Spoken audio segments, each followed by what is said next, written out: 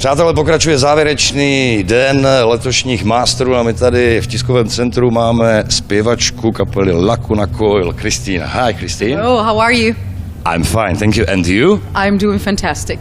Okay, and now I will speak Czech, yeah? Okay. And I will understand it. Yeah. Tak, Cristina, poslední deska Delirium, jak hodnotíš ty, jak hodnotí fanoušci tuhle desku? So the last album, Delirium, how are you satisfied with material and what's the feedback from audience maybe? I am very happy. The album has been out for a little bit more than a year. The reactions were amazing from either old school fans and new fans. And we're still enjoying the cycle of Delirium. We love it. Album vyšlo už před více než rokem a ohlasy byly perfektní, jak od starších oldschoolových fanoušků, tak prostě od novějších fanoušků, takže oni jsou spokojení a mají to rádi. Poslední desky vycházejí zhruba co 2 roky, takže bude příští rok nová deska? So can we expect the next album, maybe next year or so?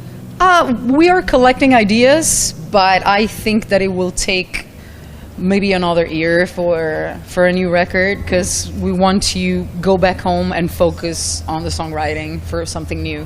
We usually don't write on the road, and now we still feel that we have to say a lot more for Delirium. Bude to možná více než za rok nebo příští rok. Teďka jsou na turné a potřebují napsat prostě více věcí, chtějí na to mít čas, aby to bylo opravdu dobré.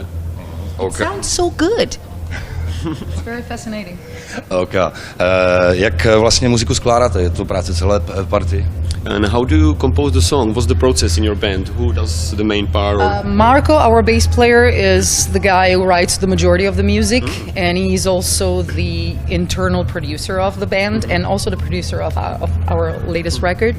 And Andrea and I, the two singers, are responsible for vocal melodies and lyrics as well.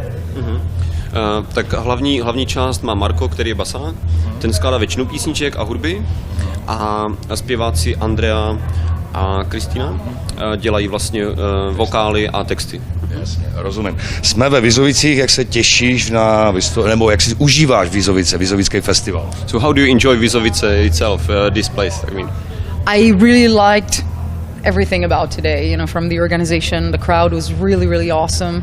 It was a little bit hot on stage during the show, but it was fantastic. I really enjoyed every single moment, so I'd be ready to do it again anytime. Užíváme si to tady určitě naplno.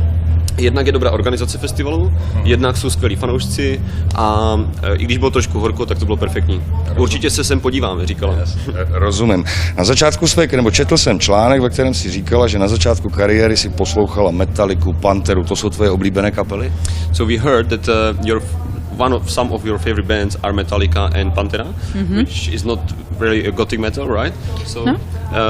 Do you still listen to those bands, and what are the other bands you listen? I still do, and I'm not surprised, because I don't consider Lacuna Coil like a classic gothic band. I mean, we've been named a gothic metal band because when we started, we were definitely more influenced by bands like Paradise Lost or Typo Negative, for example, that were more in the darkest part of metal music. But I've always listened to so many different bands, including Metallica, Pantera. Of course, Pantera is one of my all-time favorite bands. And nowadays, I'm listening to a lot of different stuff. I'm really loving Gojira right now. Is Gojira? I'm really loving them right now. But there are so many good bands around that I listen to everything, really. Říká, že poslouchá všechno, no, snaží si to neškatulkovat. Kapely jako Metallica, Pantera určitě jsou oblíbené a poslouchají pořád. To, že mají nálepku toho gotického metalu, vidí prostě tak, že se nikam úplně přesně nesměřovali, ale tak nějak to prostě dostali a neřeší styly a poslouchá všechno. Rozumím. Nestává se tak často, že italská kapela dosáhne takového světového úspěchu, působíte jako kapela z Ameriky. Čím to je? So, it's not so common that Italian metal, a hard rock band become famous or that famous as your band. So what do you think is what's the reason behind? It is hard to say. I mean, I don't know what to tell you about.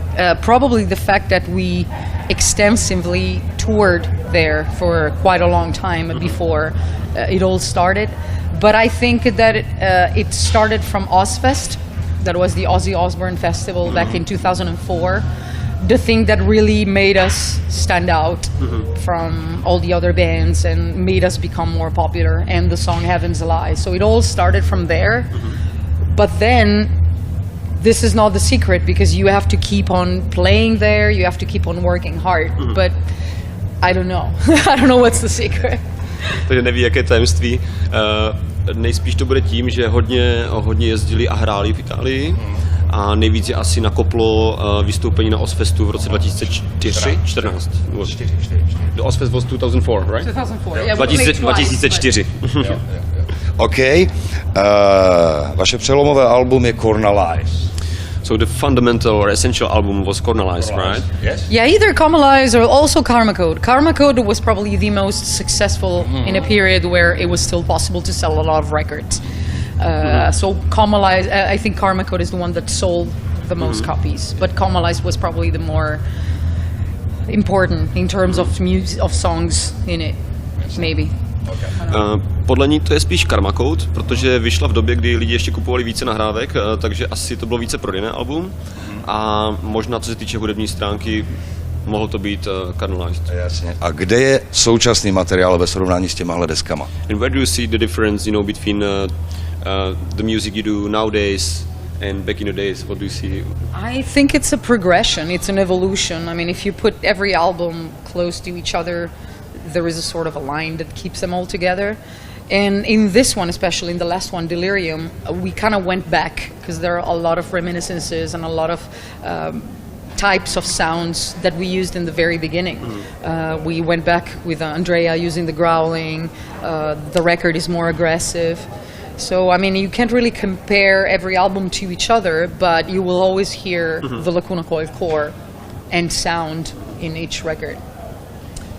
Asi bych to úplně nesrovnávala, ale třeba v té poslední desce se docela vracíme ke kořenům, kdy používáme, nebo ta hudba je trošku tvrdší, zmínila i prostě ten tvrdý hlas a podobně, takže je to prostě různorodé, nedá se to srovnávat.